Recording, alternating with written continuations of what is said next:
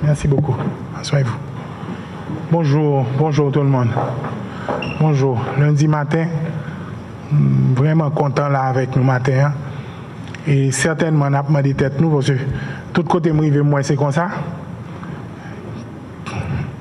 Qui rapport réunion ça a gagné avec sécurité? J'ai des côtés même mon demandé moi comment me faire en bas m'a occuper sécurité. Et c'est une question légitime finalement parce que tout est lié à ça. Eh bien, la vérité, il n'y a pas plus sécurité que réunion ça. Il n'y a pas plus sécurité que réunion ça. Sécurité à basée sur un bail fondamental. Capacité pour l'État bail service. Service police, service santé, service éducation, service toute qualité de service. Il est basé sur autorité de l'État pour jouer rôle. Donc sécurité est basée sur le monde. Il est basé sur l'individu. Il est basé sur 103 000, 104 000, excusez-moi, ministre Manikam, je vais changer de numéro, qui a joué rôle, qui a fait ça pour faire. Problème de sécurité, c'est incapacité pour 103 000 personnes jouer rôle. Je dis à nous, nous venons lancer une plateforme. Nous venons redémarrer comment l'État va jouer rôle. Comment nous établir l'autorité dans chaque communauté. C'est pour ça que c'est important pour nous aujourd'hui. Donc, plus fondamental, c'est ça que fait, demander toute ministre pour là aujourd'hui. Demander toutes ressources humaines pour là aujourd'hui. Et je voulais que mon cap écoute nous comprenne que c'est premier pas sécurité, c'est ça. Déficience nous, la sécurité vient du fait que 103 000 fonctionnaires nous pas en mesure de jouer rôle pleinement. Deuxième point essentiel nous il fait aujourd'hui, et je vais retourner à l'introduction et même voulais créer contexte là. On structure l'administration publique là, les ressources humaines. C'est une structure qui est plus importante qui gagne pour l'organisation. Responsable des ressources humaines, son personnage clé lié. Depuis 2 mois là, je trouve que dans la majorité des organisations, son personnage qui est complètement effacé. Le demandé employé que je rencontré, est-ce qu'on a un terme de référence? Et assez souvent depuis ministre jusqu'à mon cap suivi barrière. Le demandé, est-ce qu'on recrute à travers un processus transparent? Est-ce que j'en fais évaluation de performance pour? Est-ce qu'on a une option de mouvement de l'administration publique là? Est-ce qu'on connaît sur qui base de déterminer le salaire? Nous, dans cette salle-là, nous avons une réponse à toutes questions. Et nous comprenons pour qui ça en aval, nous venons l'État qui n'a pas jouer rôle. Encore une fois, je dis, ce n'est pas une discussion sur une plateforme, c'est une discussion comment on a les ressources humaines qui sont dans cette salle-là, les moyens qu'il faut pour jouer rôle. Pour que fini le temps que les ministres vont faire aux barreaux pour le jour normalement de l'administration sans aucune explication. Mais ça m'a dit tout pour le monde qui a les ressources humaines, tout, il prend responsabilité pour dire, monsieur le ministre, non, ça n'a pas respecté la procédure. Fini le temps, en tout cas, sous 2 ans à plat, côté non mais monde parce que vous avez appartenance à X ou à Y. Il faut qu'il y ait une raison, il faut qu'il y ait un motif. Salaire moyen dans l'administration publique, c'est 35 000 gouttes, ce n'est pas normal. Il faut que nous établions un système côté que nous avons l'État qui est efficient, côté le monde travail que nous touchons normalement. Pour se faire des instruments comme ça, les ressources humaines et l'État, capacité pour éliminer les sacs de trop, renforcer sa cap de travail, créer les conditions et l'environnement pour que l'État puisse jouer rôle. Et l'État qui veut jouer rôle, c'est 103 000 personnes qui pour faire ça, rien pour faire. C'est ça que nous venons faire là aujourd'hui. C'est pourquoi la réunion, ça, en plein moment où on a planifié une stratégie de sécurité aussi importante. Je dis, je ne vais pas chiffre là.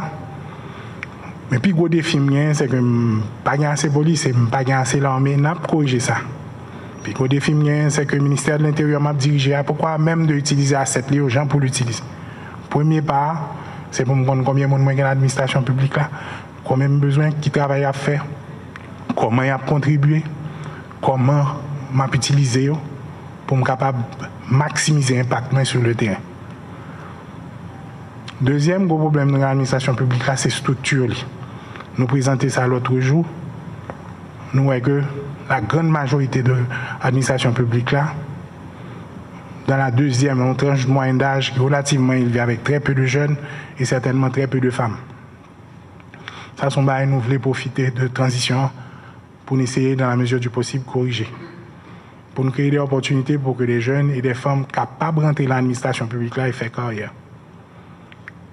Un auteur anglo-saxon qui qu'on dit, il ne faut jamais perdre l'opportunité d'une bonne crise. Crise là, c'est l'opportunité, ça va le présenter gagner là. Pour nous repenser pour qui ça nous côté nous est là et que pour nous prendre des actions décisives pour ne pas jamais retendre là-dedans. C'est pour ça nous la aujourd'hui. Le prétexte, c'est certainement la plateforme, mais le fond, c'est une volonté de sortir définitivement de là où nous sommes et de manière irréversible. Et c'est à ça que je vous invite aujourd'hui. Je profite vraiment remercier le ministre délégué chargé de l'assainissement et de la lutte contre la corruption là avec moi, chef de cabinet Anis Maniga, Madeleine Fils-Aimé, ministre des Finances là, sur lesquels moi mettons une lourde responsabilité pour faire par tous les moyens possibles ce qu'il faut pour que dans le plus bref délai, nous mieux comprendre qui ça nous gagne comme administration et comment nous pouvons utiliser pour avancer l'agenda 17 mois. Ce n'est pas facile. Et nous connaissons que il y a une difficulté capitaine, mais moins son responsabilité que nous accepter avec un pile courage et détermination et longtemps record nous proposer des solutions réelles qui sont capables d'aider nous, je comprends mieux, à commencer par 22 000 personnes que nous gagnons sur rubrique contractuelle. Mesdames, Messieurs les ministres, Monsieur le directeur de cabinet, Monsieur le secrétaire général de la primature, Monsieur le coordonnateur général de l'Office de management et des ressources humaines, Mesdames et Messieurs les directeurs généraux, Mesdames et Messieurs les directeurs des affaires administratives, Mesdames et Messieurs, chers amis. Nous sommes donc réunis ce matin pour le lancement de la plateforme numérique de gestion des agents contractuels de l'administration publique haïtienne. Et votre présence ici témoigne de l'importance que le gouvernement de transition accorde à cette initiative stratégique. Le but, ça a été présenté, c'est de faire l'inventaire de ceux aujourd'hui qui tombent sur la rubrique contractuelle. Je peux déjà vous dire, il y en a qui sont dans la salle qui peuvent en témoigner. Le premier exercice que nous faisons dans le ministère de l'Intérieur, nous demandons directeur technique combien contractuels qu'on gagne la caillou, ça veut dire qu'ils répondent de où. Et là, nous faisons exercice là sous 85% direction technique, si mes souvenirs sont bons, nous sommes à moins que 15. Donc ça veut dire qu'il y a moins que 15 directeurs techniques qui disent nous que nous avons un contractuel dans le alors que dans le ministère PAMNAM, il y a presque 600 contractuels.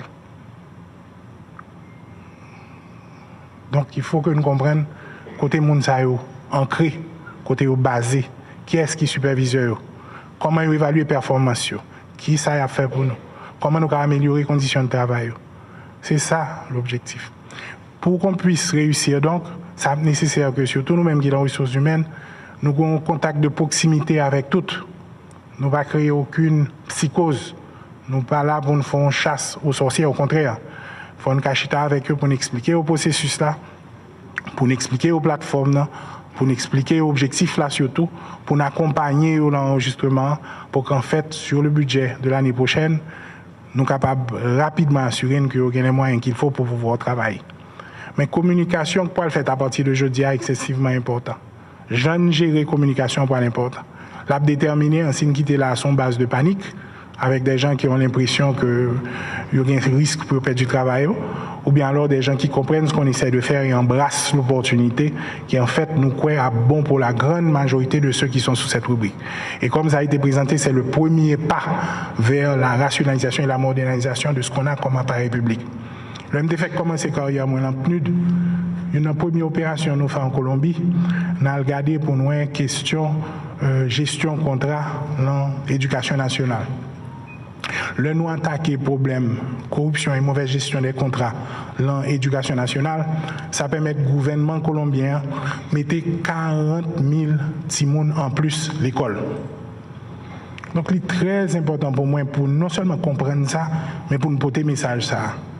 Si nous bien gérer les ressources, nous aujourd'hui là, nous estimons que nous gagnons 20 et 25% de monde qui travaille dans l'administration, pas là encore, mais qui jusqu'à présent a touché.